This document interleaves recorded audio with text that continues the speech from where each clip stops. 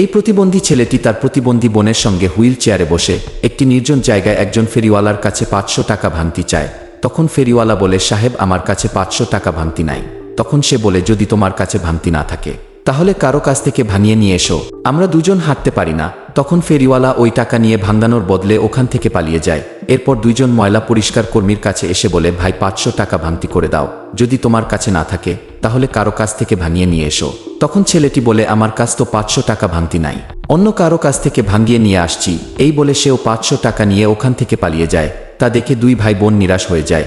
এরপর লাস্টে একজন ভিখারিকে 500 টাকা দিয়ে ভাঙতি করানোর জন্য বলে।